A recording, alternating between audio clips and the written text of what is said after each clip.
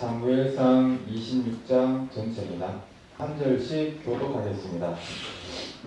10사람이 기브아에 와서 사울에게 말하여 이르되 다윗이 광야 하길라 산에 숨지 아니하였나이까 하매 사울이 일어나 광야에서 다윗을 찾으려고 그날에서 사람마다 3,000명과 함께 광야로 내려가서 사울이 광야 하길라 산 길가에 진친이라 다윗이 광야에 있더니 사울이 자기를 따라 광야로 들어옴을 알고 이에 다윗이 장군을 보내어 사울이 가려 이른 줄 알고 다윗이 일어나 사울이 진친 곳에 이르러 사울과 넬의 아들 군사령관 아브넬이 머무는 곳을 본즉 사울이 진영 가운데 누웠고 백성은 그를 둘러 진쳤더라. 이에 다윗이 그 사람 아들과 수르야의 아들 요압하고 다윗에게 물었는데 누가 나와 저로 진영에 일어나서 사울에게 이르느냐니 다윗가 이르되 내가 함께 가겠나이다. 다윗과 아비새가 밤에 그 백성에게 나아가 본즉 사울이 진영 가운데 누워 자고 창은 머리 곁 땅에 꽂혀 있고 아브넬과 백성들은 그를 둘러 누웠는지라. 다윗가 다윗에게 이르되 하나님이 오늘 당신의 원수를 당신의 손에 넘기셨나이다. 그러므로 사람이 내가 사울을 찢어서 만번의 땅에 꽂게 하소서.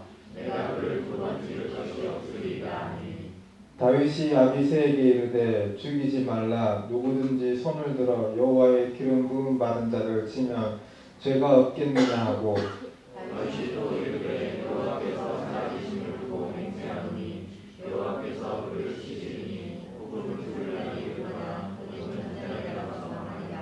내가 손을 들어 여호와의 기름 부은 자를 치는 것을 여호와께서 금하시나니 너는 그의 머리 곁에 있는 창과 물병만 가지고 가자 하고 다윗이 사울의 머리 곁에서 창과 물병을 가지고 나가되 아무도 보나 지키지 못하고 깨어있는 사람도 없었으니 이는 여호와께서 그를 깊이 잠들게 하셨으므로 그들이 다 잠들어 죽기 때문이었더라. 이에 다윗이 건너편으로 가서 멀리 산 꼭대기에 서니 거리가 멀더라. 다윗이 백성과 넬의 아들 아브넬을 대하여 이르되 아브넬아 너는 대답하지 아니하냐니 아브넬이 대답하여 이르되 왕을 부르는 너는 누구냐 하라.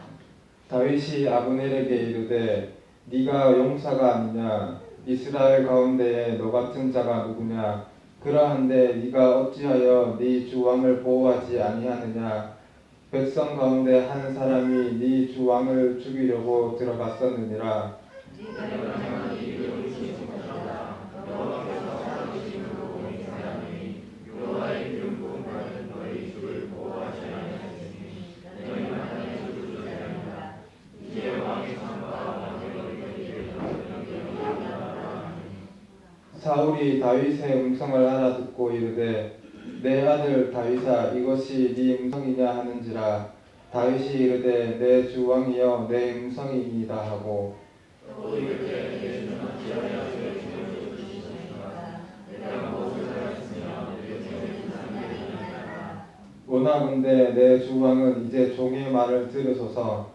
만일 왕을 충동시켜 나를 해하려 하는 이가 여호와시면 여호와께서는 재물을 받으시기를 원하나이다마는 만일 사람들이면 그들이 여호와 앞에 저주를 받으리니 이는 그들이 이르기를 너는 가서 다른 신들을 섬기라 하고 오늘 나를 쫓아내어 여호와의 기업에 참여하지 못하게 함이니이다. 그런지 청하는데 여호와께서 너는 이곳에서 이제 나의 그가 땅에 두지 말게 하옵소서. 이는 산에서 이스라엘을 사랑하는 자와 같이 이스라엘 왕이 한결 불색하라고 하셨습니다. 사울이 이르되 내가 범죄하였도다. 내 아들 다윗아 돌아오라. 네가 오늘 내 생명을 귀하게 여겼은즉 내가 다시는 너를 해하려 하지 아니하리라. 내가 어리석은 일을 하였으니 대단히 잘못되었도다 하는지라. 다윗이 대답하여 이르되 하소서. 한 손을 내가 가져가게 하소서. 여호와께서 사람에게 그의 공의와 신실을 따라 갚으시리니 이는 여호와께서 오늘 왕을 내 손에 넘기셨으되 나는 손을 들어 여호와의 기름 부은 자 치기를 원하지 아니하였음이니이다.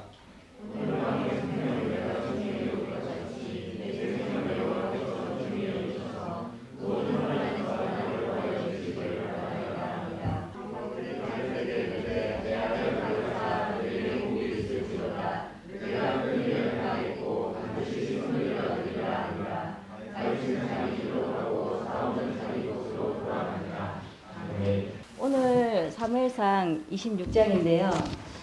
제목을 일상에서 예스와 노의 삶 살기입니다. 제가 오늘 설교하기 전에 한 두 사람을 소개하려고 합니다. 제가 아는 한 두 사람이 있습니다. 한 사람 이야기를 먼저 드리도록 하겠습니다. 이 두 사람은 하나님을 아는 사람들입니다. 이 한 사람 그 중에 한 사람은 평범한 가정에서 아주 평범하게 자란 한 소년이었습니다. 근데 평범하긴 했는데 이 사람이 이 소년이 다른 사람보다 조금 다른 게 있다면 인물이 좀 잘생겼습니다. 봤을 때에 어릴 때부터 키가 좀 컸고, 우리 현은이 좀 작은데요. 이 소년은 좀 컸습니다. 컸고 클수록 인물도 아주 좋았습니다. 장동건 좀 생겼다 하면 좋을까요? 키는 189.7cm 정도 되고요. 얼굴은 한 장동건처럼 생겼습니다. 피부는 구릿빛이고 어깨는 탁 벌어진 근육질의 삼각형 그런 남자였습니다.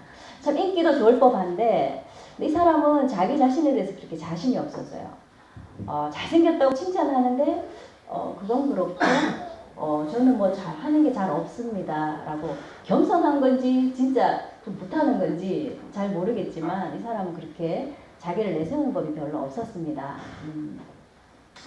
근데 그런데 어느 날 이 사람이 청년이 되고 자랐을 때에 지방의 어느 평범한 대학을 나왔고 아주 이렇게 평범한 생활을 지내고 있었어요. 그런데 어느 날 이 사람이 한 멘토를 만나게 됩니다. 우리 요즘 그 독서 멘토링에서 책을 많이 읽고 있잖아요. 거기 보면 바보 빅터가 다음 주에 읽을 책인데 그 책에 보면 이 바보 빅터를 아무도 알아주지 않지만 어떤 회사의 사장이 이 바보 빅터를 직원으로 채용하듯이 어느 한 멘토가 이 젊은 이 청년을 자기 밑으로 부릅니다. 그리고 나서 그에게 잘할 수 있다고, 넌 잘한다고 칭찬하기 시작했습니다. 별 보잘것없던 이 사람이 이제 조금 그 사람을 통해서 힘을 내기 시작했어요. 근데 이 멘토는 그에게 조금씩 일을 맡기기 시작했습니다. 좀 어려운 일도 있었고 쉬운 일도 있었어요. 근데 어려운 일을 맡겼는데 이 사람이 아주 탁월하게 해냈어요. 프로젝트를. 그래서 이 멘토는 그 다음부터 조금씩 이 사람에게 더 큰 임무를 맡기기 시작해요. 근데 이 사람이 한 개 이렇게 맡아갈수록 자신감도 생기고 자기는 별로 머리도 안 좋고 뭐 할 수 있는 능력이 없다 생각했는데 잘 해나가기 시작했어요. 그러다 보니 사람들도 별로 기대하지 않았던 그 사람을 통해서 제가 잘하네? 저런 능력이 있었어? 하고 인정하기 시작했습니다. 그러다 보니 이 사람도 어깨에 조금 힘이 들어가기 시작했어요. 누가 칭찬해주면 우리도 기분 좋듯이 그 사람도 이제 점점 자신감을 갖기 시작했습니다. 그런데 이 사람이 그 멘토와 함께 멘토가 일을 맡기면 참 탁월하게 해내고 열심히 하는 관계로 잘 했어요. 그런데 어느 날 이 사람이 자기의 능력을 믿고 좀 그 프로젝트를 좀 소홀히 하기 시작했어요. 그러다 보니까 이 프로젝트가 실패하고 엄청난 손해를 입히게 됐습니다. 그래서 이 멘토는 그에게 왜 그러냐고 이렇게 얘기하기도 하고 그랬는데 이 사람이 가만히 들여다봤어요. 자기를 왜 그렇게 했나. 근데 이 사람이 그 프로젝트를 실패를 하고 또 멘토는 한 번 더 기회를 줬어요. 그런데 또 실패를 하게 됐어요. 근데 그 실패의 원인을 이 사람이 자기가 자세히 들여다보진 않았지만 제가 볼 때 그 사람에게 두려움이 있었던 것 같아요. 왜냐하면 너무 잘했어요. 그래서 거의 그 2사와 4당을 맞먹는 실력까지 갔는데 자꾸 이렇게 자기가 프로젝트를 못 해내니까 두려운 마음이 들기 시작했던 거예요. 그리고 밑에도 이제 짱짱하게 올라오는 다른 직원들이나 다른 사람들이 있는데 이 사람들도 열심히 잘하니까 능력이 탁월한 거예요. 자기가 잘했다고 생각했는데 그렇지 않은 사람처럼 비춰주는 게 두렵기 시작했습니다. 여러분도 왜 잘하다가 교회에서 열심히 리더 생활 잘하고 이러다가 목사님이 그런 거 좀 이렇게 하면 안 되겠니? 이럴 때 괜히 주눅 들고 힘든 것처럼 그 사람에게는 엄청난 주눅이 들기 시작했어요. 그리고 사람들이 자기를 보는 그 능력 있는 능력자에서 이제는 자기를 좀 실력 없는 사람으로 평가할까 봐 두려워지기 시작했습니다. 그래서 이 사람은 회사를 그만둘까 어떻게 할까 고민도 하기 시작했습니다. 그러다가 어느 날 이 회사에서 아주 유능한 직원이 한 명 들어왔어요. 이 사람도 자기처럼 승승장구하고 올라오는 거예요. 그럼 어떻게 되겠습니까? 견제하기 시작하는 거죠. 예, 이 사람은 그 사람과 자기를 계속 비교하기 시작했어요. 전마가 잘하면 어떡하지? 그래서 한 번씩 그 사람이 하는 프로젝트의 컴퓨터를 막 이렇게, 정보를 캐보기 시작하고 두려워하기 시작한 그런 마음이 생겼습니다. 그리고 한 번씩은 이 사람이 하나님을 믿는 사람이었지만 그 성공을 해보고 나니까 이제 그 성공을 자기가 할 수 있을 거라는 자신감이 생겼다가 실패를 보게 되니까 두려워지기 시작했어요. 그러니까 하나님한테 기도도 해보고 또 잘하게 해달라고 소원을 말해보기도 하고 했지만 조금 불안한 거예요. 자기 머리가 잘 안 돌아가니까 다른 방법을 좀 생각해 보기도 하고 그러다 보니 하나님보다 하나님을 도와주시는 분이 아니고 점점 좀 기다리게 하는 힘든 분으로 좀 지치는 거예요. 그래서 하나님의 방법보다 사람을 고용을 하고 또 자기 방법을 따라 그렇게 가기 시작했습니다. 그리고 한 번씩은 미칠 것 같기도 하고 한 번씩은 죽을 것 같고 이런 두려움과 실패의 좌절감을 느끼고 있는 그런 사람이 있습니다. 예. 그리고 또 한 사람이 있습니다. 제가 아는 사람. 이 사람은 가난했고 또 부모님이 자식을 조금 많이 해서 태어났는데 막내로 태어났어요. 어쩌다 보니 원치 않았던 아이였던 거죠. 피임이 실패를 하셨나 봐요. 그래서 별로 이 아이에 대해서 신경을 쓰지 않았습니다. 그런데 이 아이는 마음이 되게 꼿꼿했어요. 그리고 굳세고 자기의 앞길을 딱 개척하는 그런 마음이 있었습니다. 예, 그리고 그 아이가 그렇게 자라다 보니까 제일 믿음직스러운 게 신실함이었어요. 성실함. 일을 맡기면 너무너무 잘 처리를 하는 거예요. 여러분 그 자전거 도둑의 그 소설인데 어린이 소설인데 거기 보면 수만이라는 근로 학생을 혹시 아시나요? 예, 시골에서 아버지하고 살다가 돈을 벌기 위해 자기 가족을 살리기 위해서 이제 상경에서 어떤 전파상에서 일하는 아주 성실한 소년이 있어요. 그 소년처럼 이 사람도 되게 성실했어요. 그러다가 이 사람이 가난하니까 다른 사람들의 어떤 물건을 창고에 이제 보관하는데 그것을 지키는 일을 했어요. 예, 창고 관리인이라고 해도 되겠죠. 예. 그런 일을 하다가 근데 거기에 이 사람이 성실하니까 사람들이 물건을 자꾸 맡기기 시작했어요. 그러다 보니까 이 물건이 아주 좋은 것들도 많이 맡기게 됐죠. 근데 탐내는 사람도 있었어요. 예. 그러던 어느 날 밤중에 이 물건을 훔치러 오는 사람이 있었습니다. 예. 그 훔치러 온 사람은 다름이 아니라 그 동네에 아주 유력한 칠성파 두목이었습니다. 예. 아마 그 안에 물건에 뭔가 필요한 게 있었겠죠.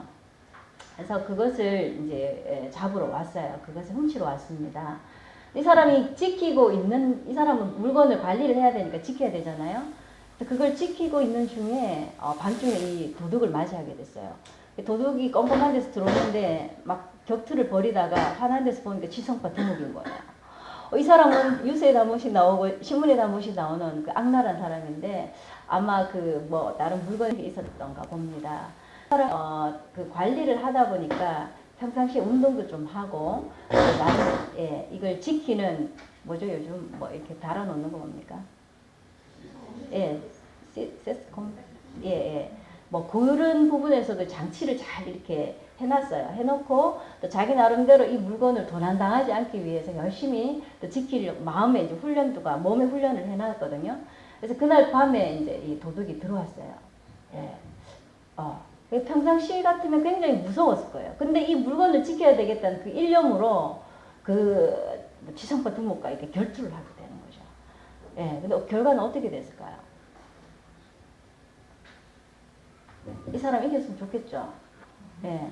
그런데 결투를 하다가 이 칠성파 두목에게 좀 많이 맞기도 했어요. 그런데 결정타, 저는 권투를 잘 모르지만 한번 이렇게 밑에서 탁 날리는 거 뭡니까? 어퍼컷입니까? 훅입니까? 잽입니까? 전 그걸 잘 모르지만 한 번에 탁 날리는 그걸 통해서 이 사람이 맞고 넘어지게 됐어요. 네. 그래서 그 일이 있고 나서 이 사람은 자기 손을 보면서 항상 신기하다. 그런 생각을 했어요. 근데 알고 보니까 자기 힘보다 이 사람이 그 사오는 순간에도 자기 물건을 맡긴 고객들과 이걸 꼭 지켜내야 되겠다는 그 마음을 하나님께 늘 기도하고 있었던 것 같아요. 예. 근데 이 사람이 이런 기도하는 마음으로 하나님과 함께 또 자기 일들을 잘 해나갔어요. 근데 이 사람이 근데 좋은데 신실하고 성실하고 좋은데 한 가지 단점이자 장점인 것 같은데 너무 하나님에 대한 믿음이 지나쳐서 교만하다는 지적까지 받게 됩니다. 그런 사람 보셨나요?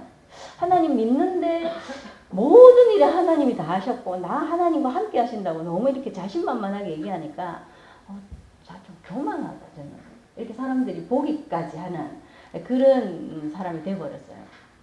근데 그러다가 이 사람이 이제 어느 날 여행을 하게 됩니다.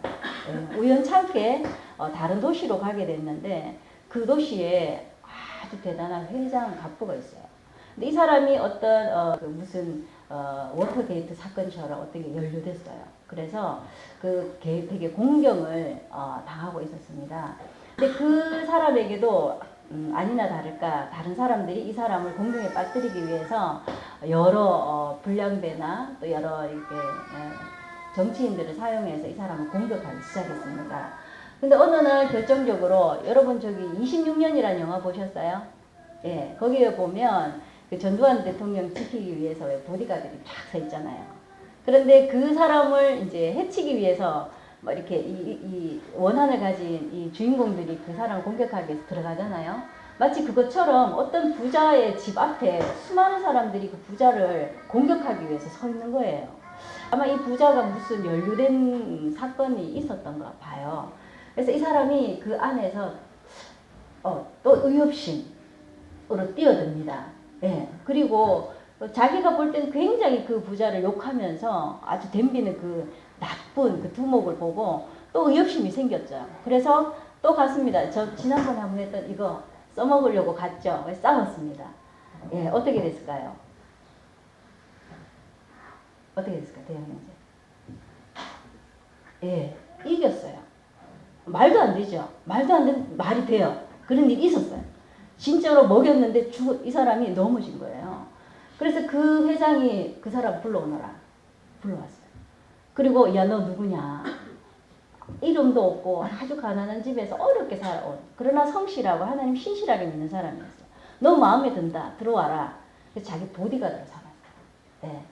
근데 이 보디가드로 삼았는데 이 사람도 일하고 이런 게 깨재재하게 보였지만 얼굴을 닦고 막 이제 양복을 딱 입고 보니까 멋져요. 잘생겼어요. 네. 원빈같이 생겼네.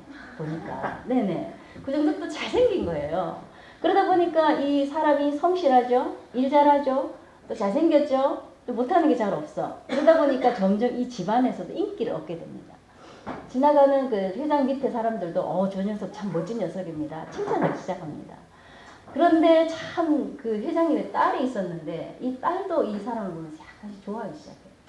그래서 이제 뭐 언젠가는 회장님의 사위가 될 거라는 그런 소문도 이렇게 떠돌게 돼요.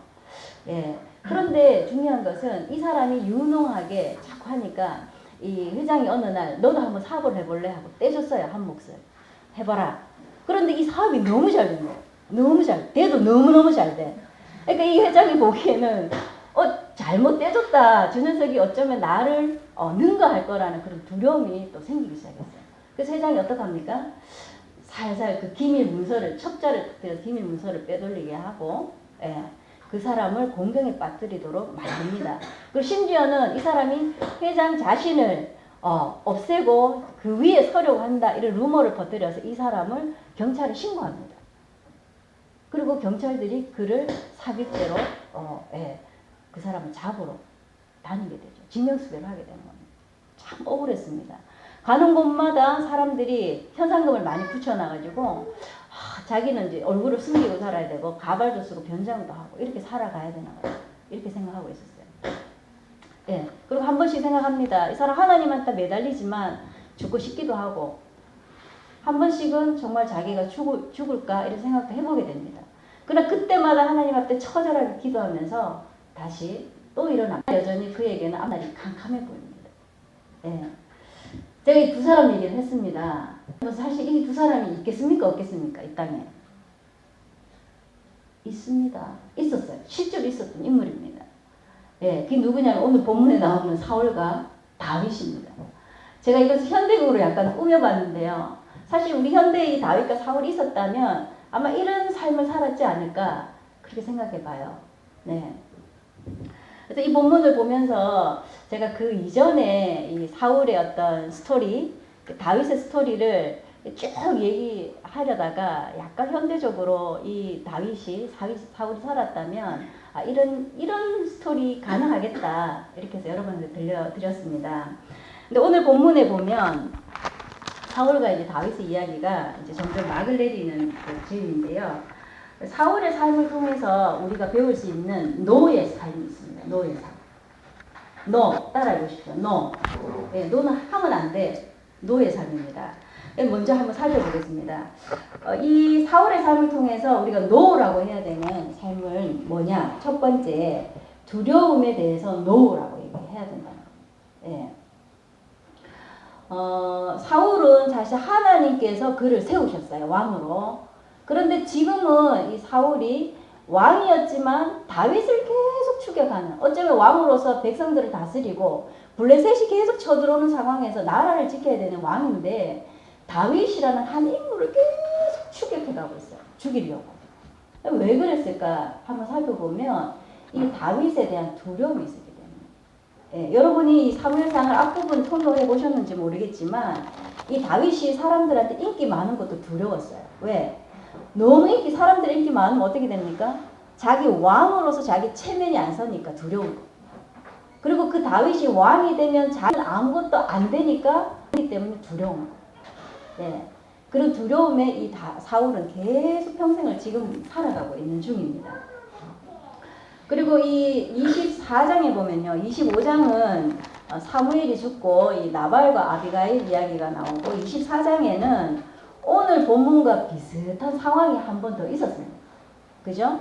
이게 엔겐디 광야에 이 다윗이 도망갔는데 사울이 추격해오죠. 다윗 잡으려고 3,000명이라는 사람을 동원해서 잡으러 옵니다.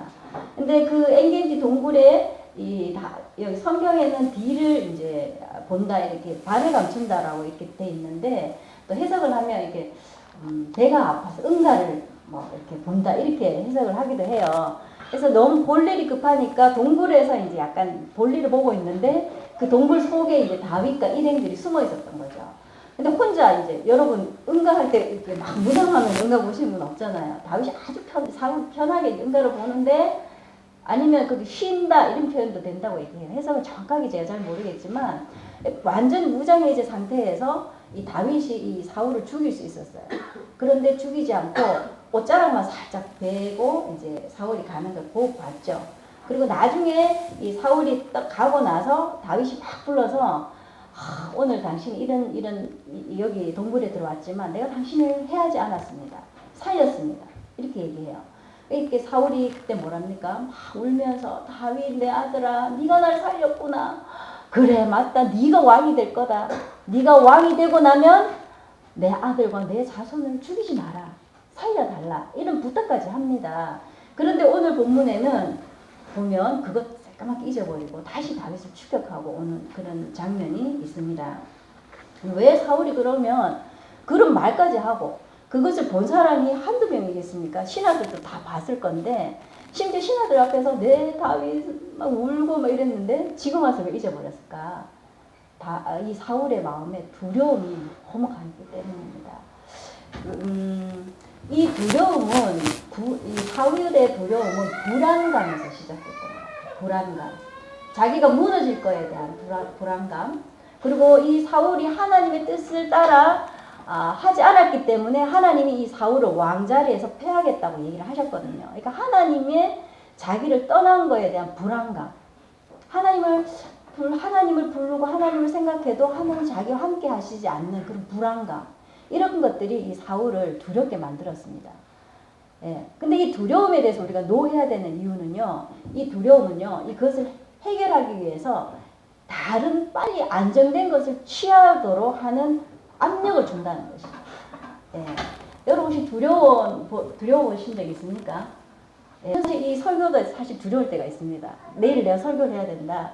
이러면 두렵습니다. 그럼 제 마음속에 해결책이 탁 떠오릅니다. 내일 아팠으면 좋겠다. 이런 해결책이 탁 떠오릅니다. 그래, 오늘 저녁부터 미리 좀 아프면 어떨까? 이런 생각까지 하게 됩니다. 예, 그렇죠? 예, 그리고 여러분, 뭐, 어느 자리에, 만약 예를 들어서 직장에 면접을 보러 가게 되잖아요. 두렵잖아요. 그러면 그때 빨리 어떻게 했으면 좋겠다는 해결책이 막 올라옵니다. 그리고 우리 여기 곧 있으면 아기 낳으실 여자분들 있죠. 엄마들이 있는데, 아기 낳을 때 되게 아파요. 아픕니다. 그러니까 아프니까 이걸 빨리 해결하고 싶어요. 그래서 무통을 빨리 맞아야 되겠다. 이런 생각 미리 합니다. 맞죠?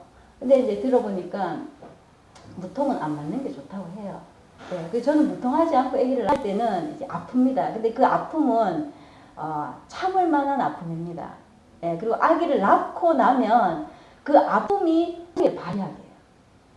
이렇게 내가 아프게 낳았는데 귀하다 이런 생각을 줍니다. 그리고 나서 너무 아픈데 그 뒤에 애기, 남자들 참 이런 거 보면 안타까워. 애기를 못 낳아서. 예, 애기 낳을 너무너무 아픈데 그게 두렵지만 곧 태어날 아기를 생각하면서 참아냅니다. 그리고 이런 얘기를 해도 되나? 애기 제가 낳아봤으니까 얘기를 하는데요. 애기가 나오기 마지막에는요, 굉장히 힘이 그냥 확 주어집니다, 몸에서. 예, 낳아보신 분은 아실 건데, 확 주어질 때 애기 힘을 탁 주면 한 방에 애기가 탁 나옵니다. 그전에는 아파서 뼈가 벌어지면서 진통이 계속 되지만, 애기가 탁 나올 때는 뭔가 시원한 게 굉장히 기쁨이 옵니다. 어머니 맞죠? 그걸 저는 여기 나왔는데, 그냥. 예. 근데 두렵기 때문에 그것을 사전에 다 차단하고 해결책을 미리 하게 되면 그 두려움을 이겨내면서 가지는 그 기쁨을 상실하게 됩니다.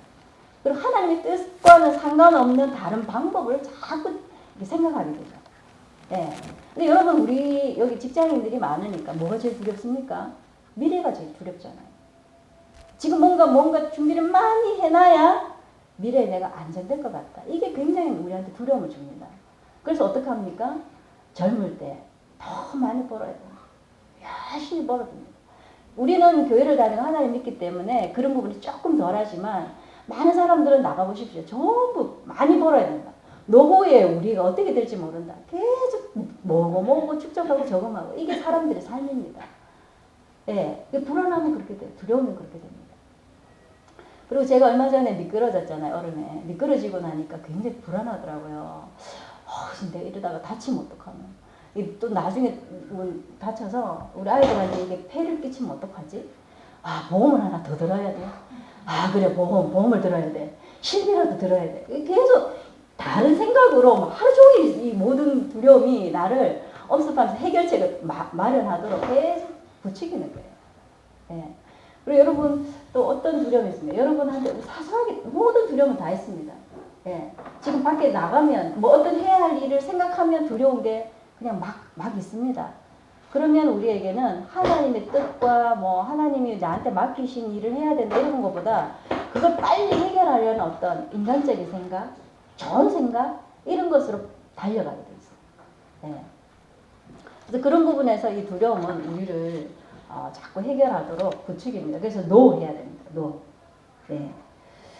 그리고 이 사울이 하나님 나라의 왕이잖아요. 이스라엘 나라의 왕이었는데 이 왕이 하나님 뜻대로 살아가는 왕이어야 되는데 이 두려움에 사로잡히다 보니까 하나님이 왕되게 하신 그 자리를 자기 힘으로 지키는 왕자리로 보게 됐어요. 그게 이 두려움의 힘입니다. 그러니까 하나님의 뜻대로 해야 될 그 일이 있는데 그것을 어떻게 해요? 하나님이 하실 일이 아닌 내가 해야 할 일도 자꾸 보게 된다. 그게 이 두려움이 하는 일입니다. 그래서 우리가 두려움에 대해서는 너 그거 아니다 라고 이렇게 말해야 합니다. 예. 그리고요, 이 두려움은 우리를 불안하게 만들기 때문에 하나님의 뜻과는 상관없이 내가 무엇을 자꾸 해결하라는 것들을 부추기고요. 또 한 가지는 이 두려움은 우리의 생각을 좀 왜곡하게 만듭니다. 예, 자기 위주로 생각하게 만들기도 하고 상황을 보는 안목을 잃어버리게 합니다. 이 사울이 오늘 본문에는 나오지 않지만 그 앞부분에 보면 이 사울은 다윗이 자기를 죽이려고 한다고까지 생각하고 있어요. 다윗은 사울 죽일 생각이 아예 없는 사람인데 이 사울이 자기를 죽이려고 한다. 특별히 자기 아들 요나단은 다윗을 좋아해. 그러니까 이 요나단이 다윗하고 마음이 잘 맞아가 이 아들조차도 날 죽이려고 한다. 이런 생각을 막 하게 됩니다. 엉뚱한 상황을 보지 못하는 거죠. 그리고 이 다윗은 어떤 사람입니까? 예, 그 블레셋 거인 골리앗이 1대1로 붙어서 지면 너희 나라 내가 먹겠다라고 이 단판식으로 온 사람이었잖아요. 그 사람을 물맷돌, 하나님을 의지해서 물맷돌로 이겼어요. 굉장하죠. 예, 그리고 어떻습니까? 이 사울이 머리가 아플 때, 하나님의 영이 떠나고 머리가 너무 아플 때 다윗을 수금을 타고 노래를 불러줘서 이 왕을 위로해줬던 그 위로자였어요. 그리고 자기 사위였어요. 딸을 줬는데 그 사위인데 사위를 죽이려는 거예요. 무서워가지고 두려워서. 그러니까 이 사람을 보는 안목을 잃어버린 거예요. 두렵기 때문에. 이 좋은 다윗이 자기를 죽이는 사람으로 그렇게 보여지기 시작한 거죠. 예, 저희 아들 둘이 있잖아요. 근데 우리 현은이는 겁이 되게 많습니다. 실제로. 근데 겁이 많으면 상황을 못 봐요. 제가 이 현은이가 어릴 때 우리 거짓말을 한 번씩 해서 이 거짓말을 고쳐야 되겠다 싶어서 매를 듭니다. 근데 매를 들면 현은이는 이 내 앞에서는 이 상황이 안 보이나 봐요. 빨리 엄마 제가 그렇게 해서 잘못했어요 이러면 되는데 그 매를 안 맞기 위해서 다른 걸 자꾸 둘러내요. 명은이가 엄마 이렇게 얘기를 그러니까 이 상황을 볼 줄 모르는 거죠. 매가 두려우니까 이걸 피하고 싶으니까 자기의 어떤 그 잘못했습니다 고백하면 되는데 다른 아이를 옆에 있는 명은이를 물고 늘어지는 거죠. 예. 그리고 우리 명은이도 마찬가지입니다. 명은이도 매가 두려워요. 그러니까 이 매를 대는 사람을 나쁜 놈으로 보는 거예요. 제가 나쁜 사람이 되는 거죠. 엄마 나빠! 미워! 때리니까. 지 잘못을 못 봐. 근데 때린다고 그 때리는 게 무서우니까 어떻게 그 사람을 나쁜 사람으로 보게 되는 거죠. 예. 그래서 제가 우리 아들한테 참 많은 오해를 받고 이렇게 있습니다. 네. 그리고 이제 그런 두려움을 통해서 우리가 상황을 잘못 볼 때가 있는데 때로는 왜 저희가 교회에서 멤버잖아요. 근데 자기가 잘못했는데 리더가 이렇게 탁 지적을 할 때가 있어요. 너 이런 거 잘해라 이렇게 얘기할 때 어떻습니까? 리더에 대한 그 마음을 잃어버릴까봐 두렵긴 한데 자기 잘못을 인정하고 싶지 않으면 어떻게 됩니까? 리더가 나쁜 사람 돼요. 괜히 나한테만 트집 잡아. 누구는 괜찮아요. 예, 그렇게 될 수가 있습니다. 그리고 좀 잘 보이고 싶은 사람 있잖아요. 사장님이나 윗사람, 직장 가면 윗사람들 있잖아요. 그 사람들에 대해서 두려운 마음을 갖게 되면 그 사람이 그냥 한마디 던지는 약간 엄한 말에 어떻습니까? 너무 무섭다. 이러면서 이제 그분에 대한 인식을 좀 세게 갖고 날 싫어하나 보다 그래서 저기서 오면 이렇게 피해갈 생각부터 하게 되고 이런 게 이제 우리 두려움이 주는 생각들이죠. 예. 저도 옛날에 대학교 때 제가 아베프를 했잖아요. 근데 리더한테 참 이렇게 뭔가 좀 괜찮게 잘 했으면 떳떳한데 리더가 좀 무섭고 나를 어떻게 볼까 이게 불안한 리더는 저기서 오면 딴 데로 이렇게 가고 싶어져요. 그래서 좀 피해 다니기도 했습니다. 예. 결국은 맞짱 떠야 됐죠. 만나서 얘기하게 됐죠. 예. 그러면서 제가 자랐어요. 그런 두려움은 사람을 잘못 보게도 하고 상황도 좀 나의 위주로 생각해서 그 상황이 나를 힘들게 한다라고 보게 되는 그런 경우가 많습니다. 그래서 우리가 두려움에 대해서는 no라고 분명히 말을 할 수 있어야 됩니다. 예. 첫 번째 이 사울의 경우를 보면서 우리가 no라고 말해야 되는 거는 두려움입니다. 두려움. 따라해 보시죠. 두려움. 두려움에 대해서는 no. 따라 한번 해보시겠어요? 대해서는 no. 예. 오늘 설교를 마치시고 또 여러분 일주일 살아가실 때 뭔가 두려움이 탁 와서 나의 생각에 뭔가 이렇게 해결하고 싶을 때는 no라고 해주십시오. 그리고 기도를 하시면 될 것 같아요. 하나님 어떻게 할까요? 예. 그 다음에 두 번째 이 사울을 통해서 우리가 no라고 해야 될 부분은 다른 사람들의 말에 쉽게 우리를 부추기는 다른 사람들의 말에 no라고 할 수 있어야 됩니다. 오늘 6장 본문에 보면 이 사울이 다윗을 추격하기 시작하게 되는 원인이 뭐냐면 1절에 나옵니다. 1절 한번 볼까요? 10사람이 기브아에 와서 사울에게 말하여 이르되 다윗이 광야 하길라 산에 숨지 아니하였나이까 하매 이 사울은 이제 다윗과 한번 그런 다윗이 자기를 한번 살려준 경험이 있어요. 그래서 기브아에 와서 자기 그냥 편하게 살하고 있는데 이름도 좀 지명 이름이 참 시입입니다. 시입 사람. 예, 이 사람이 와서 또 고해요. 알려요. 다윗이 저기 어디 있어요. 그러니까 이 사울이 평안하던 마음이 어떻게 됩니까? 또 한 번 불길이 일어나는 거죠. 그래, 내가 좀 살려줬지만 얘를 살려뒀다가는 내가 위험할 수 있겠다. 이런 마음 때문에 또 추격하게 되는 거죠. 사실 이 사람의 말에 다윗은 노라고 할 수 있었어요. 10사람들 말에 괜찮아. 다윗이 나 한번 살려줬으니까 나 안 따라가기로 분명히 했으니까 너. 그런데 사울은 어떻게 됩니까? 그 말에 휘둘립니다. 그리고 그 말을 따라 다윗을 한 번만 더 추격해서 죽이면 내가 안정될 거다라는 그런 마음을 갖게 되죠. 그래서 추격합니다. 예. 이 다윗의 주변에는, 사울의 이 주변에는 왕이기 때문에 왕의 마음에 들게 말하는 사람들이 많았던 것 같아요. 예. 그래서 우리 주변에는요, 우리한테 좋게 말해주는 사람이 있어요. 이렇게 상황대로 똑바로 얘기해주는 사람보다 나의 심기나 내 마음에 들기 위해서 말을 똑바로 안 하고 내 귀에 좋은 대로 들려주는 사람들이 있습니다. 내 귀에 들려주는 많은 사람들의 말 중에 어떤 것이 진짜인지 가려낼 그런 지혜가 필요해요. 예. 저는요, 제가 이제 좀 실수를 많이 하는데요, 제 일상을 좀 부끄러운 일상을 하나 말씀드리겠습니다. 우리 현언이가 겁도 많은 데다가 지금은 아닌데요, 공부를 좀 못한다고 생각했어요. 제가 학교를 들어갔는데 초등학교 1학년인데 받아쓰기를 이제 했잖아요. 저는 공부를 많이 안 시켰어요. 그냥 가나다라 글자 읽을 정도만 하고 보냈거든요. 근데 학교에서 받아쓰기를 받아오는데 뭐 30점, 이렇게 40점 이렇게 받아오더라고요. 나는 우리 아들이 이런 점수를 굉장히 놀랬죠. 그래서 이제 그날부터 이제 앉아라, 받아쓰기를 시켰어요. 틀린 걸 시켰는데 우리 현언이가 예를 들면 칭찬, 이 글자를 써라 이렇게 얘기하잖아요. 그럼 틀렸어요. 칭찬으로 써요. 칭찬. 예를 들어서 틀렸어. 현언아, 이거는 이 칭찬은 이렇게 아니니까 다시 생각해서 한번 해볼래?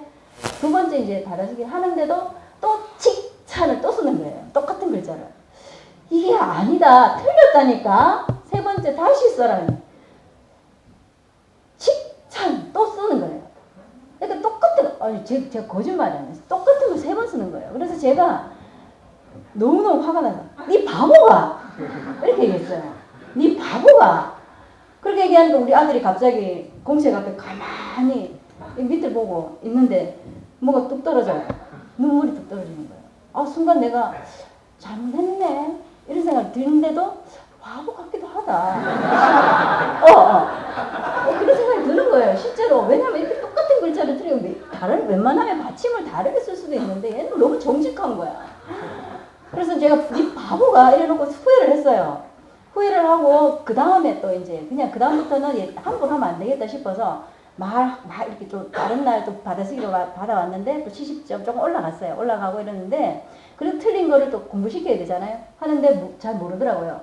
현우나 이거 잘 모르겠어. 이러니까 현우가 하는 말이 나 바보잖아요. 나 바보잖아요. 근데 그 말에 농담에 진심이 담긴 것 같은 거예요. 나의 실수구나. 어떻게 하지?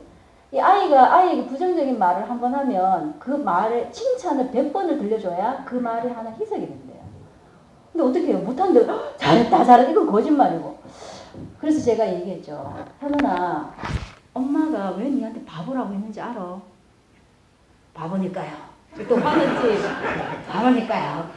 근데 현우나, 그때 엄마가 글을 쓸 때 이게 아니고 이 받침이 아니라고 분명히 얘기했는데 네가 3번을 하니까 네가 엄마 말을 집중을 안 하는 것 같아. 엄마 화가 났다. 화가 나니까 진짜 바보라고 얘기하고 싶더라. 너한테 막 쏘아붙이고 싶더라. 그래서 바보라고 그랬다. 네 바보 맞니? 이러니까 거기에 대해서 답을 안 하는 거야. 가만히 있는. 너 바보 아니야. 엄마가 화가 나서 바보라고 한 거니까 그 말에 대해서 앞으로 엄마가 바보다 하면 NO! 라고 얘기해. 나 바보 아니에요. 라고 얘기하라고 했어요. 그래서 그 다음부터 우리 아들이 이제 공부를 하잖아요. 근데 우리 아들이 바보가 아니더라고. 우리 아들이 국어는 받아쓰기는 아직 약한데요. 수학을 하는데 우리 15 빼기 8이 얼마입니까, 여러분? 바로 나오나요? 저는 빼기 중에 15 빼기 7, 15 빼기 8이 제일 어려웠어요. 7과 8이 잘 안 나오더라고요. 그래서 우리 아들한테 빼기를 하는데 15 빼기 하는데 우리 아들이 한참 생각하더니 8을 써요. 근데 현우나 이거 금방 안 나와? 이렇게 물었거든요. 그러니까 우리 아들이 엄마 그게 아니야. 이거 푸는 데는 방법이 있어. 이러면서 저를 가르쳐 주는 거예요. 그래서 애들은 10단위 밑으로는 쉽게 빼요. 만약에 10 빼기 5는 5, 8 빼기 3은 3, 5 이렇게 8 빼기 3은 5 이렇게 쉽게 나오거든요. 근데 우리 아들 보고 제가 물어요. 그럼 네가 생각하는 방법은 뭐냐? 이렇게 물었더니 15 빼기 8을 하면 일단 15에서 5를 빼준대요. 10을 놔두는 거지. 5를 빼고 그럼 8에도 같은 5를 빼준대요. 그러면 8은 3이 남는데요. 그러면 여기에는 10이 남았어. 그 10에서 3을 빼줘요, 엄마. 이렇게 얘기하는 거예요. 그때 제가 막 무릎을 치면서 와, 우리 아들 그냥 팍 나오는 게 아니고 연구하고 논리를 따져서 공부를 하는구나. 대단해. 천재야, 천재. 그랬더니 우리 아들 뭐라 그러냐. 엄마 앞으로 천재라 불러주세요. 네. 그래서 이제 지금 공부할 때 제가 이제 현은아 공부하자. 엄마 이렇게 불러요. 그러면 그래 김천재 이리 와. 지금 그렇게 공부하고 있어요. 그러니까 제가 그 바보라고 했던 그 한마디 말에 우리 아들이 바보 될 뻔했어요, 실제로. 그런데 그 말에 대해서 노라고 제가 얘기하게 했어요. 노라고. 예.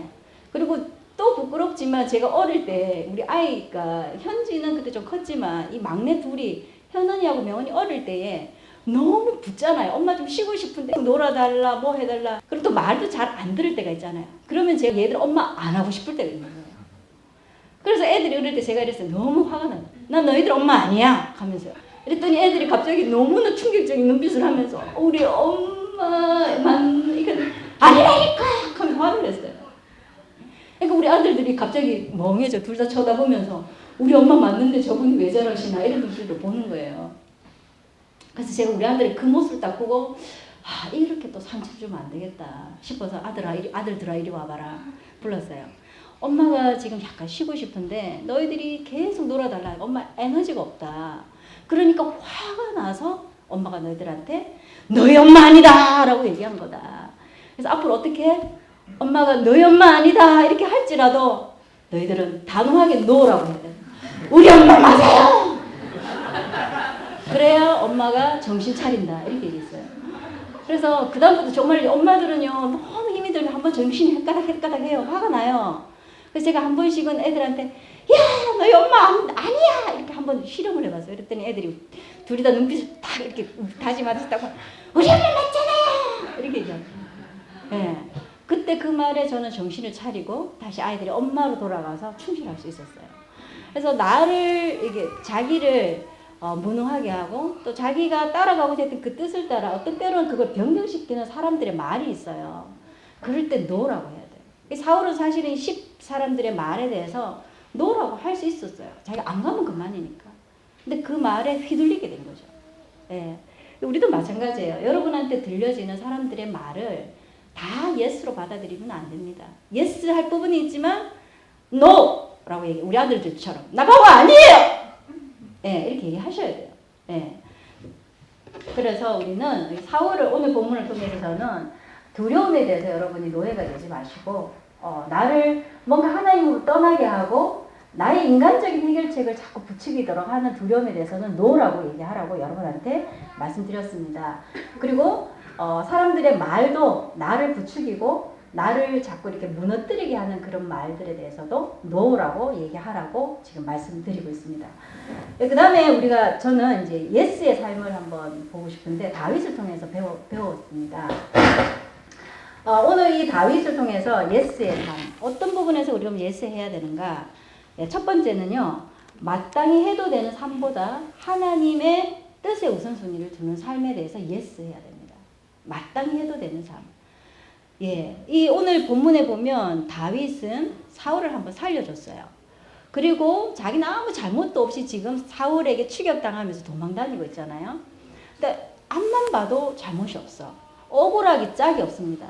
그리고 다윗은 사울한테 가만히 앉아서 이렇게 우리로 말하면 뭐 우리가 쉽게 알 수 있는 기타 치면서 왕의 마음을 위로하다 갑자기 창이 확 죽이려고 하는 이런 걸 한 4번, 여기 성경에는 한 4-5번은 4번 정도 나와요. 아마 그보다 더 많은 위협을 느끼면서 살았을 것 같아요.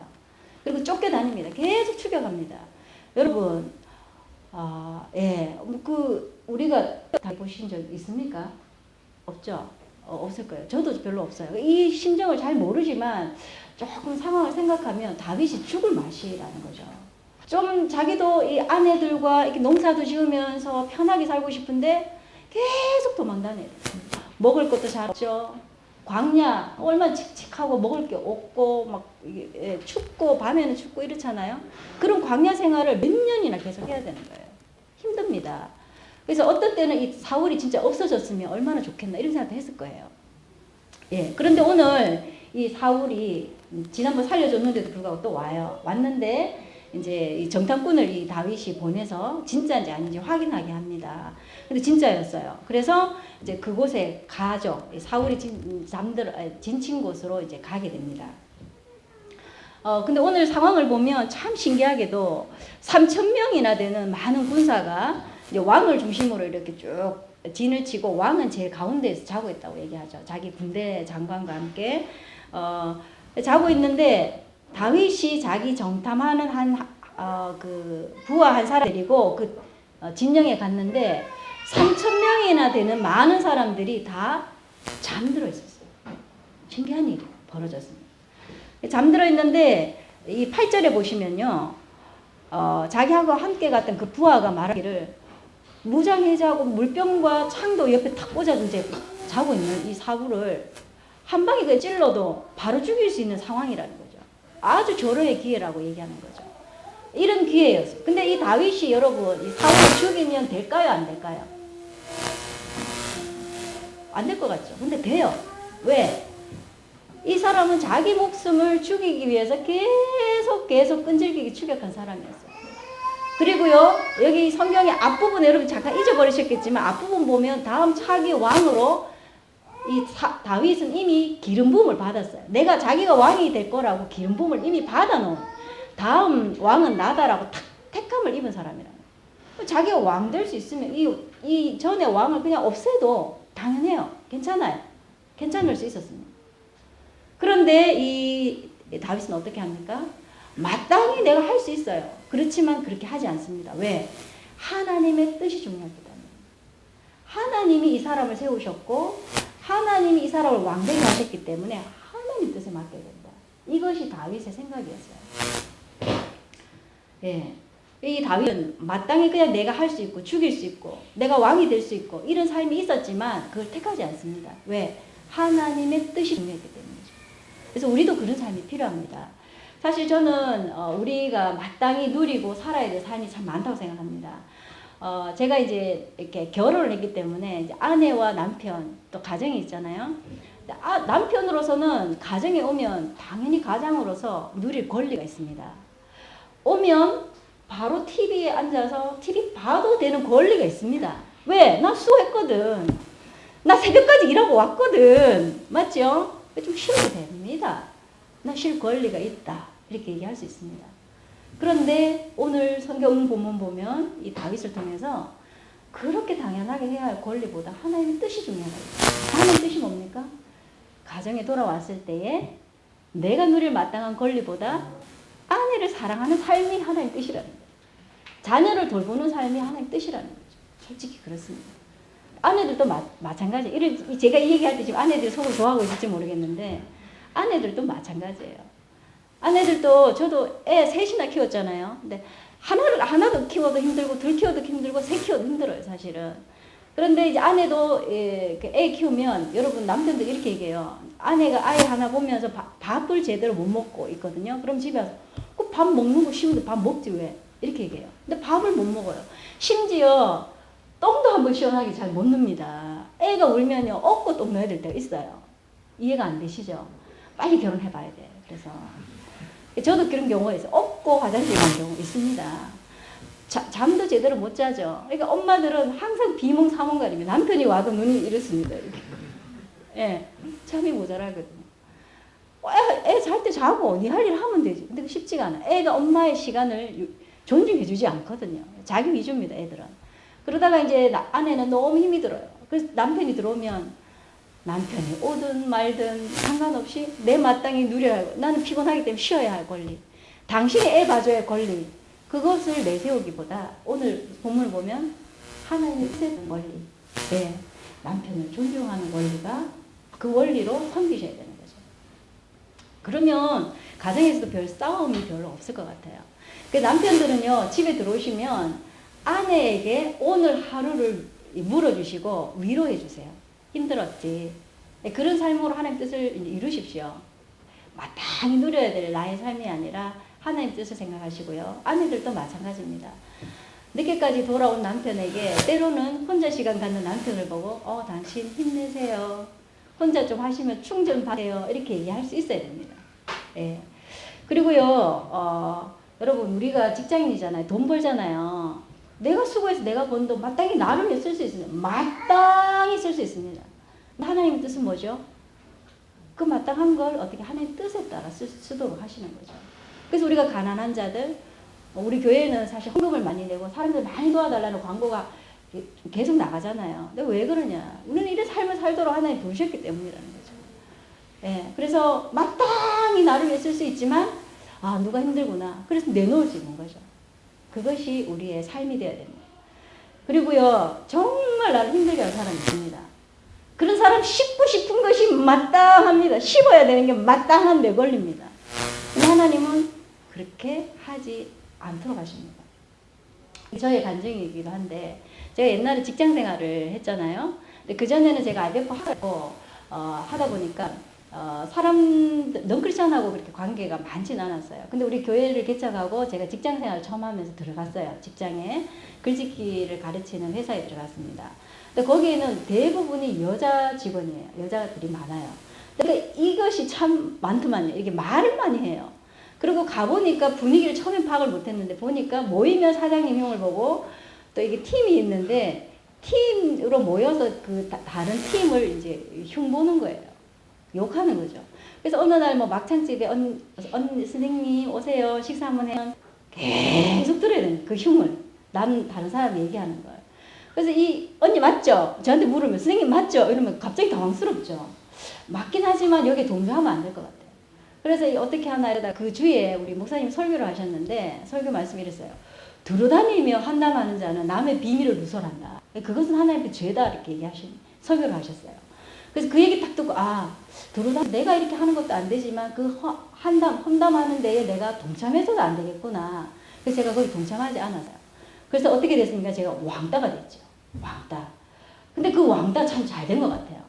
그 왕따 되니까 사람들이 아무도 안 불러. 밤에 일찍 와서 가사 일을 보고 내 준비할 거 하면 돼요. 다른 선생님들은 밤마다 늦게까지 고민을 얘기하고 술 마시고 다음날 오는데 수업 준비를 잘 못하고 오는 거예요. 근데 저는 일찍 가서 준비하고 또 집안일을 하고 좋았어요. 그리고 제가 이 사람들 말을 안 옮기니까 사람들이 시간이 지나면서 저를 믿어주기 시작해요. 저 선생님은 별로 요가 안 한다. 가서 마음 놓고 얘기해요. 제가 모든 다른 사람들의 이 걱정, 근심을 이제 다 소화하는 소화제 역할을 제가 좀 했죠. 그리고 나중에는 이제 사장님도 저를 믿어주시고 그렇게 했어요. 그래서 되게 신뢰를 많이 받았습니다. 그래서 우리가요 이렇게 마땅히 내가 할 수 있어요. 저도 사장님에 대해서 뭐 스트레스 없었겠습니까? 사장님 저보고 농군까지 가라 그래서 저 농군 갔어요. 수업하러. 그 농군까지 가는데 버스 너무 오래 타가지고 토할 뻔했어요. 중간에 한번 내려서 토하기도 하고 이랬어요. 가라. 아무도 안 가요. 김 선생님 좀 가시겠습니까? 우리 남편이 사장님 돼서 이렇게 집에 와서 또 내가 할 데가 없어요. 우리 남편한테 사장님 흉을 좀 보잖아요. 우리 남편이 상전을 죽게 하고 달아. 이렇게. 오 마이 갓. 그래서 근데 제가 참 이게 얼마나 성숙한 자매인지 그 말씀을 또 받아들이는 거예요. 그래서 가서 또 사장님을 죽게 하더라. 했습니다. 농구까지 갔어요. 다행히 농공에 수업이 많이 들어와서 거기서 또 많은 수업을 할 수 있었습니다. 하나님 도우심이 많았고 또 그렇게 사람들의 말이나 또 하지 말아야 될 하나님의 뜻을 제가 지킬 때 은혜 많이 입었거든요. 그래서 우리가 마땅히 해야 돼. 내가 마땅히 누군가 힘들게 하는 사람 씹을 수 있지만 하나님 함부로 그렇게 말하지 말라 그랬다. 그러면 안 할 수 있는 권리 내게 있는 거예요. 그 뜻을 따라 사는 겁니다. 근데 하나님의 뜻은 어떻게 알 수 있는가? 하나님 뜻을 따라 마땅히 해야 될 권리를 포기해야 되지만 그 뜻을 어떻게 알 수 있습니까? 말씀을 통해서 알 수밖에 없습니다. 저는 이렇게 말씀을 좀 많이 이렇게 새기려고 노력을 해요. 그러려면 말씀을 깊이 있게 묵상하고 그 묵상한 말씀이 내게 남아 있어야 돼요. 저는 애 키우고 결혼하고 애 키우면서 너무 힘들 때가 많았어요. 그 제 입에 한 번씩 그냥 독백으로 정말 미치겠다. 이런 말 한 번씩 하지 않습니까? 와, 배고파 죽겠다. 죽는다는 말 참 많이 하게 돼요. 근데 어느 날 성경을 딱 읽다 로마서 8장 6절을 보게 됐어요. 로마서 8장 6절에 보면 육의 생각은 사망이요 영의 생각은 생명과 평안이다 이렇게 얘기하거든요. 저는 그 말씀을 제게 적용했는데 어떻게 했냐. 아 죽겠다 이런 말이 쉽게 나올 때 이게 무슨 생각이에요? 육의 생각이다.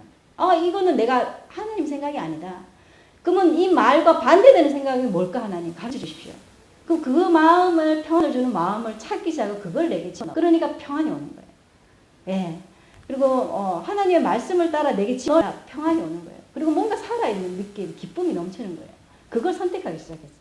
근데 반대로 아까 사울처럼 두려움을 넣거나 사람들이 어떤 내게 좋지 않은 말을 내게 담거나 또 어떤 거 지금 말한 것처럼 하나님과 뜻과 반대되는 내게 나를 죽을 것 같은 그런 생각들 이런 게 딱 나면 이게 뭐예요? 이건 하나님 생각 아니구나. 이래서 그걸 빨리 하나님 뜻으로 옮기는 그런 훈련을 여러분 하셔야 돼요. 그러려면 있어야 돼요. 저한테는 로마서 말씀이 그렇게 하도록 했습니다. 그래서 여러분이 그런 것들을 새겨놔야 그게 생각나는 거예요. 이제 다윗을 통해서 알 수 있는 것은 마땅히 해도 되는 삶보다 하나님 뜻의 우선순위. 첫째는 삶의 주인 되신 하나님을 신뢰하는 삶을 예스해라. 네, 이겁니다. 다윗은 지금 굉장히 억울한 일을 당하고 있어요. 속상하고 또 남들도 알지만 이건 정말 비참하고 이 시편을 읽어보면 이 다윗이 얼마나 괴로워하는지 자기가 이것 때문에 너무너무 걱정을 많이 이 뼈가 붙었다고 뼈가 완전히 이 살이 없고 이 뼈가 가지고 붙을 정도로 그리고 밤마다 눈물을 흘린다 이렇게 돼 있어요. 너무 힘들어서 우리 이것만 보고 모르지만 시편 한번 읽어보시면 이 다윗이 얼마나 괴로워하고 힘들었는지 알 수 있어요. 근데 다윗이 그럼에도 불구하고 하나님의 뜻을 이렇게 살아갈 수 있었던 것은 하나님을 신뢰했기 때문에. 하나님이 이 다윗이 어떻게 하나님을 신뢰했냐면 10절을 한번 보시면요. 제가 한번 읽어보겠습니다. 오늘 본문 10절. 다윗이 또 이르되 여호와께서 살아계심을 두고 맹세하노니 여호와께서 그를 치시리니 혹은 죽을 날이 이르거나 또는 전장에 나가서 망하리라. 이 말을 조금 쉽게 풀어보면요. 하나님은 살아계신다. 하나님 살아계신다. 저자를 그러니까 이 다윗이 사울을 사랑하지 않아요. 자기 너무 힘들기 때문에 그러나 하나님의 뜻에 순종해서 왕으로 존중하는 거죠. 그러나 그는 나를 힘들게 했고 하나님은 그걸 아신다. 그래서 그를 하나님이 심판하실 것이다. 어떻게 말이 되든지 아니면 전장에 가서 그가 죽을지도 모르겠다. 이렇게 얘기하는 거예요. 하나님을 신뢰할 수 있는 거예요. 자기가 해결하지 않고. 예. 그래서 우리도요 마찬가지입니다. 우리가 살아가면서 내가 하나님을 신뢰하지 못하면 또 내 방법을 쓰게 돼요. 그래서 하나님을 신뢰하는 것에 yes. 하나님 내가 지금은 잘 안 보입니다. 어떻게 될지 잘 모르지만 하나님 신뢰하겠습니다. 이런 마음을 가져야 돼요. 사실 우리 그 숲에 형부자매가 있는데 우리 형부자매가 이제 첫 번째 아기를 유산을 했어요. 근데 둘째 아기를 이제 그 아기를 참 많이 원해서 기도를 했는데 저도 형부자매랑 한 달 이상 압친 금식을 하면서 같이 기도를 했어요. 근데 둘째가 가졌어요. 둘째를 가졌는데 너무너무 기뻤어요. 근데 그 아이가 또 유산이 됐어요. 그랬을 때 제가 한 일주일은 하나님 앞에 약간 힘들었어요. 하나님은 생명의 주인이시고 우리가 기도해서 당연히 응답 받았는데 이거 좀 심하신 거 아닌가요? 이런 마음이 드는 거예요. 그래서 밤낮이 떨어지는 거예요. 밤낮도 떨어지고 저보다 형부자매가 더 힘들었을 거예요. 근데 좀 실망이 되는 거예요. 하나님 앞에. 근데 한 일주일 지나고 말씀 묵상하는데 그래도 하나님이시니까 뭔가 기다렸어요. 그래서 우리 형부자매 이번에 셋째를 가졌잖아요. 기쁜 거예요. 역시 하나님이시구나. 신뢰하게 되는 거죠. 물론 제가 그 중간에 약간 하나님 신뢰에 대한 마음이 떨어졌다기보다 화가 난 거지. 이게 안 이루어진 거에 대해서. 근데 하나님을 신뢰하고 믿었을 때 하나님은 또 그런 것을 이루어주시는 분이시더라고요. 그래서 우리가 지금 상황이나 어떤 것이 안 되고 힘들더라도 하나님 신뢰해야 돼요. 왜냐? 하나님은 모든 것을 알고 계시거든요. 예, 네가 나를 위해서 사느냐? 내가 대신 갚아주겠다. 오늘 본문에서 사실 그거예요. 예. 그리고 두 번째는 하나님을 신뢰하는 삶을 사는 겁니다. 그 다음 세 번째는 하나님 우리를 도우시는 분이라는 사실을 알아야 됩니다. 그 부분에서 하나님의 도움이 실제로 지금 안 느껴진다 할지라도 예스. 하나님 날 도우시는 분이다. 예스. 이렇게 여러분이 말씀하셔야 돼요. 다윗은 하나님에 대해서 이렇게 신뢰하고 하나님 날 도우신다는 분을 어떻게 알았냐면 어릴 때 양치기 할 때 양을 잡으러 온 곰과 사자가 있었어요. 근데 이 곰과 사자를 물리쳤어요. 손으로 가서 아구를 찢어갖고 거기서 양새끼를 구했다니까요. 좀 이상한 사람이야. 그런데 그는 하나님의 도우심이라고 믿었는 거예요. 다윗은 실제로 하나님 도와주셨어요. 근데 그렇게 단련됐기 때문에 이 다윗은 하나님의 도우심을 확실히 알 수 있었어요. 그래서 골리앗도 물리치게 된 거죠. 청소년 나이였을 거라고 얘기하는데 그 청소년이 겁없이 진짜 이 전쟁의 달인 그리고 이 무술에 연마된 그 장수를 어떻게 이길 수 있었겠습니까? 하나님의 도우심을 믿었기 때문에 그렇게 갈 수 있었던 거죠. 몇met다 해서 얘기 많이 들으셨죠? 먹어봤으니까 그걸 할 때 다윗은 사실 하나님이 날 도와주시면 할 수 있다 이 생각을 했을 거예요. 못한다. 그래서 그 물매를 맞췄을 때 진짜 하나님 도우셔서 죽었죠. 그러니까 이런 겁없는 하나님의 도우심을 의지했기 때문에 이 다윗은 용감할 수 있었습니다. 오늘처럼. 예, 근데 하나님은 어떤 사람을 도우시는가 이걸 봐야 돼요. 하나님이 이 다윗을 도와주시는데 이유가 있어요. 예, 뭐냐면 하나님을 신뢰하는 사람이 있기 때문에 도와주시는 거예요. 그래서 우리가 하나님 신뢰하지 않고 아무렇게나 살면서 하나님의 도우심을 바라기 좀 힘들 것 같아요. 물론 하나님 그럴 때도 도와주시기도 해요. 그러나 오늘 본문을 보면 하나님이 약간의 테스트가 있다는 걸 사실을 알게 됩니다. 12절에 보면 이 다윗이 들어갔을 때에 3,000명이 되는 많은 군사들이 한 명도 빠짐없이 잠들어 있었다는 것은 있을 수 없는 일이에요. 근데 하나님이 도우셨다고 성경에 되어 있습니다. 하나님이 그들을 깊이 잠들게 하셨다고 분명히 나와요. 그래서 하나님은 다윗을 도우시기 위해서 그렇게 하셨고요. 그리고 한편으로는 다윗이 자기 하나님의 뜻에 합하게 행동하시는가 보시기 원하셨던 것 같아요. 예. 그래서 이 다윗이 끝내는 이 사울의 죽음을 하나님께 맡길 때에 역시 내가 다윗 잘 믿어봤네. 이렇게 얘기하신 거죠.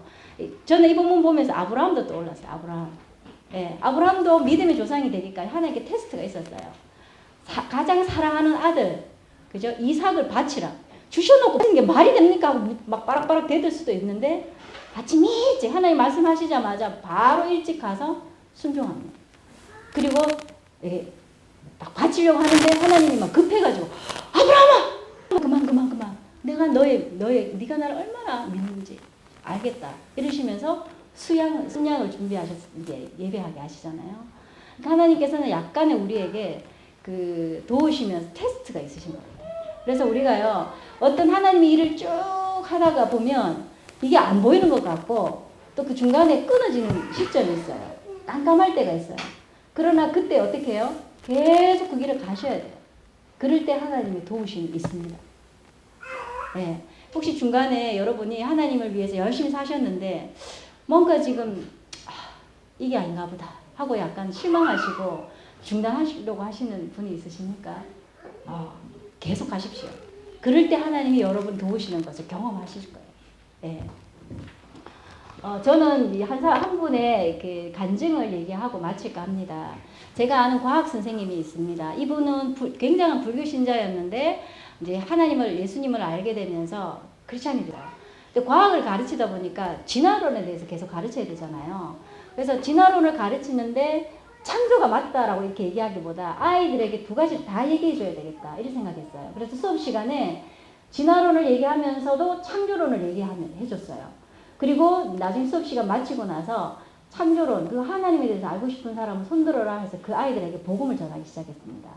이분이 굉장히 많은 아이들에게 복음을 전했어요. 가는 곳마다 전했고 과학 시간마다 그런 얘기를 하니까 한 번도 들어보지 못한 하나님의 이야기를 아이들이 듣고 나서 의문이 생기기 시작했어요.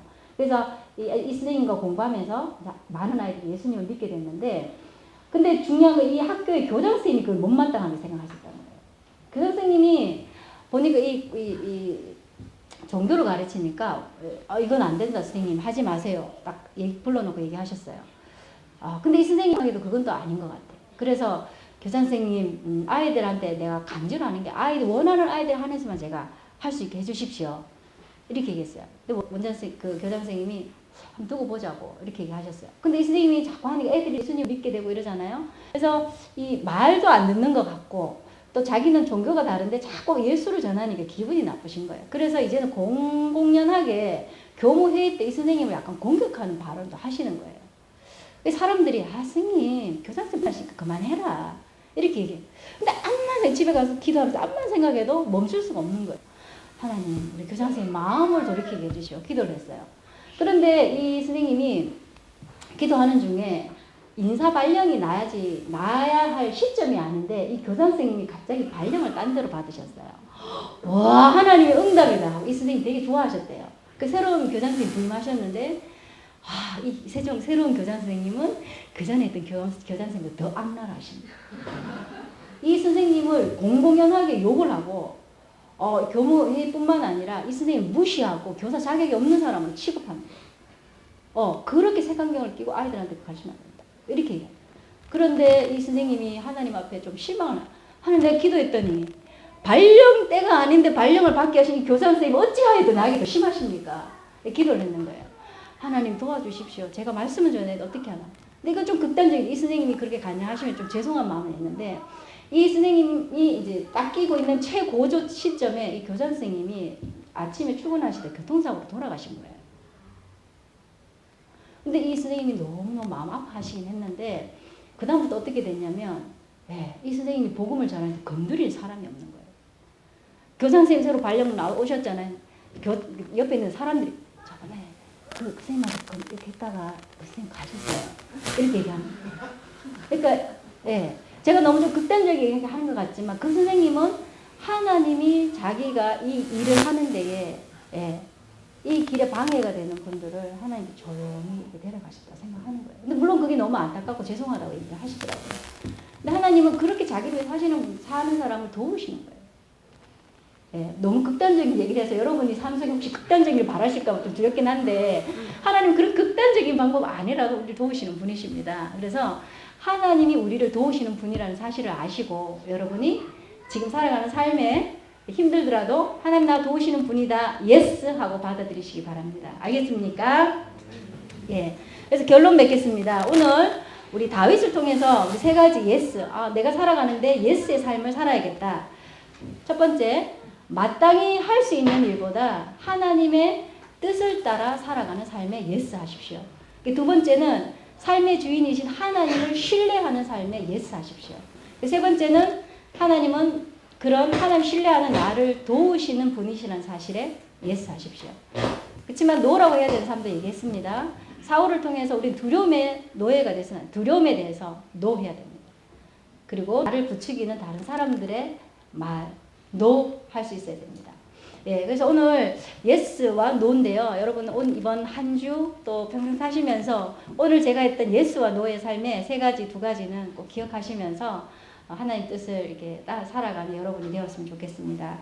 함께 기도하겠습니다.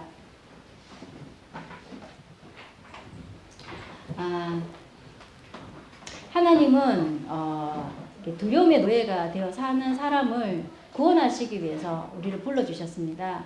근데 다시 우리가 그 두려움과 불안의 노예가 될 수는 없지 않겠습니까? 여러분 혹여 요즘 삶에서 불안하고 두려움이 있으셨나요? 그리고 하나님을 신뢰하는 마음에서 뭔가 이렇게 좀 떨어진 어느 순간부터 하나님 만날 수가 없고 또 그분이 나를 도우시는 분이신가 좀 막연하게 느껴질 때가 있으시진 않으신지요? 오늘 이 본문을 좀 묵상하시면서 두려움에 대해서는 내가 아니야. 하나님 나를 도우시는 분이시다. 또 하나님은 나를 신뢰하시고 또 나를 도우시며 또 나는 그분을 참 신뢰해야 되는 삶을 살아야 되는 사람이다. 여러분 생각하시면서 마음에 노해야 될 부분과 예스해야 될 부분을 좀 받으시면서 다짐하는 기도 하겠습니다.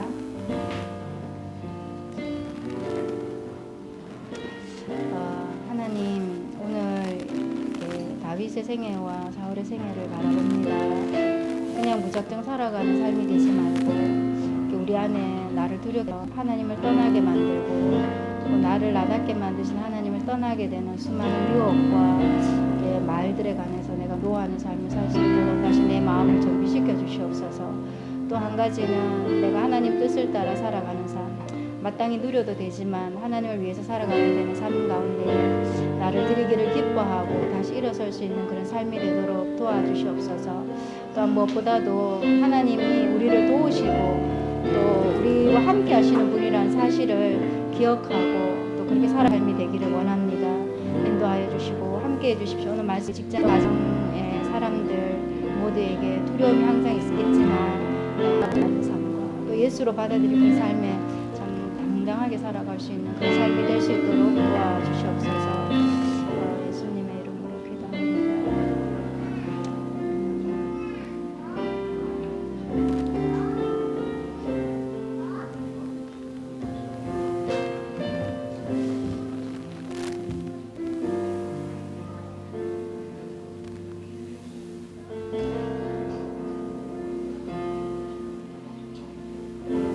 사랑하는 하나님 아버지,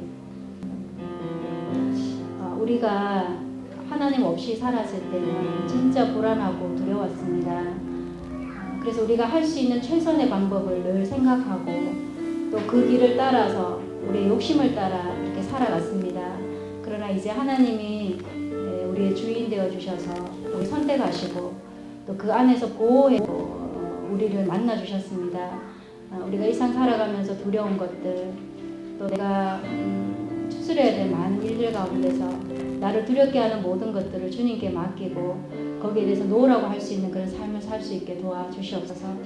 특별히 우리를 짓누르고 신뢰하게 만드는 모든 그런 감정과 생각에 대해서도 노할 수 있게 도와주시고 지금은 하나님의 도우심 가운데 때때로 어려움이 몰려올 때 하나님을 신뢰하지 못할 때에 그 마음이 들 때마다 하나님 우리를 도우시는 분 또 우리를 할 만한 심판자이시고 인생을 책임지시는 사람 우리가 더 크게 마음을 열고 하면 힘을 내는 그런 삶이 되도록 도와주시옵소서. 여기 직장인들과 가정 숲의 사람들이 참 많아요. 삶이 녹록지가 않고 참 우리가 헤쳐가야 될 일이 많은 때에 하나님 앞에 예스의 삶으로 하나님을 신뢰하며 살아갈 수 있도록 은혜를 베푸셔서 감사합니다. 예수님의 이름으로 기도합니다.